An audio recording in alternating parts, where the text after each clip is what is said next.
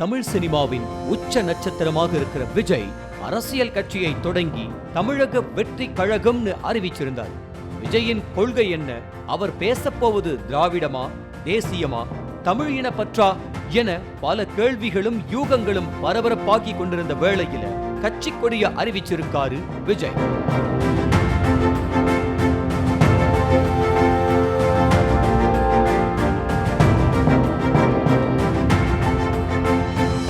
கொடி சிவப்பு, மஞ்சள், சிவப்பு நிறத்திலையும் வாகை மலரும் இரட்டை யானையும் இடம்பெற்றிருக்கிற மாதிரி அமைஞ்சிருக்கு.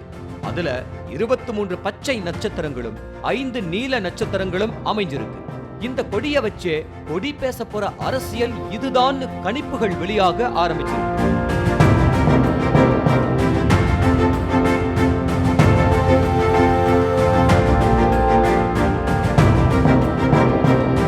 விஜய் நிச்சயமா திராவிட அரசியல் தான் பேச போறாருன்னு ஒரு கருத்து எழ ஆரம்பிச்சிருக்கு. ஏன்னா கர்நாடக அரசோட சின்னத்துல இருக்கிற யானை சின்னமோ அதே மஞ்சள் சிவப்பு நிறத்திலையும் கொடி இருக்கணும். கேரளாவோட லட்சணையிலையும் கேரளா போக்குவரத்து கழக லோகோவிலையும் யானை இடம்பெற்றிருக்கு. தமிழ் ஆந்திர மன்னர்களோட வரலாறுல முக்கிய இடம் பிடிச்சிருக்கிற யானைய தன்னோட கொடியில கொண்டு வந்து உண்மையான திராவிட நிலப்பரப்ப அடையாளப்படுத்துறாரு விஜய் அப்படிங்கிற கருத்தும் முன்வைக்கப்படுது. அதே போல தலித் மக்களோட அடையாளமான கட்சியா பார்க்கப்படுற பகுஜன் சமாஜ் யானை சின்னத்தை இந்தியா முழுக்க பிரபலப்படுத்தினாங்க. உத்தரப்பிரதேச அரசியல்ல யானை சின்னத்தை முன்னிறுத்தி சிலைகள் அமைச்சாங்க. அதே போல நீல நிறமும் தலித் அரசியலை முன்னெடுக்கிற விதமா அமைஞ்சிருக்கிறதா சொல்லப்படுது. அது மட்டும் இல்லாம கொடி பாட்லையும் நீலம் பச்சை திலகமிட்டோம்னோ பரிதவிக்க மக்களோட குரலா இருப்போம்னு சொல்லி ஒடுக்கப்பட்ட மக்களோட அரசியலை பேசுற விதமா அமைஞ்சிருக்கிறதா சொல்லப்படுது. ஆதிக்குடிய காக்கணும்னு பட்டியலின மக்களோட அரசியலை பேச போற விதமா அமைஞ்சிருக்கு விஜயோட கொடி பாடல்னு சொல்லப்படுது. இது மட்டும் இல்லாம ட்ரம்ப் அதிபர் வேட்பாளரா போட்டியிடுற அமெரிக்க குடியரசு கட்சியோட கொடியில் இருக்கிற யானை சின்னமும் ஸ்பெயின் கொடியோட கலரும் இருக்கிறதா சர்வதேச ரெஃபரன்ஸும் சொல்லப்படுது. இதுல இடம்பெற்றிருக்கிற வாகை மலர் தமிழ் ஈழத்தோட தேசிய மரத்தை சேர்ந்ததுன்னு, நீ மாவீரன், போரிட முன்பே வாகை பூவை ஏந்தியவன்னு வேள்பாரி மன்னனோட கதையில குறிப்பிடப்படுற பூவாகவும் வாகைப்பூ இருக்கு. வாகை, வெற்றி, விஜய் இதோட அடையாளமா வாகைப்பூ இருக்கிறதா சொல்லப்படுது. கொடியில பச்சை நிற நட்சத்திரங்கள் சிறுபான்மையினர்களை குறிக்கிற விதமா இடம்பெற்றிருக்கிறதா சொல்லப்படுது.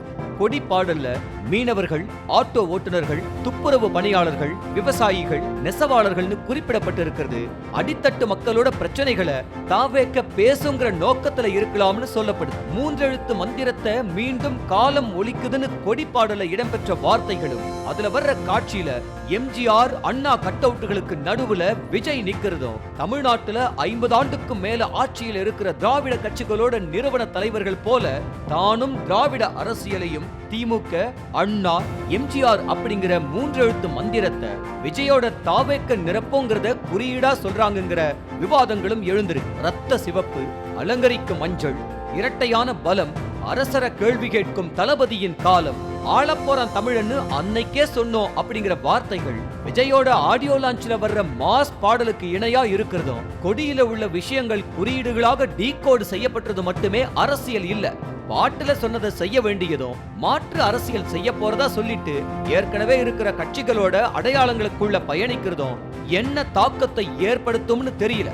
ஆனா கொடியேத்தி பாடல் போட்டு ஒன்ஸ் மோர் கேட்கிற ரசிகர்களை வச்சிருக்கிற விஜய்க்கு இது ஆடியோ லான்ச் பல சுவாரஸ்யத்தை தந்தாலும் இத்தனை அரசியலையும் களத்துல பேசி காட்சியா இருக்கிற விஷயங்களை களத்துல செய்வாரா அப்படிங்கிற கேள்விக்கு விஜய் தான் கொள்கையாலையும் செயலாலையும் பதில் சொல்லணும்.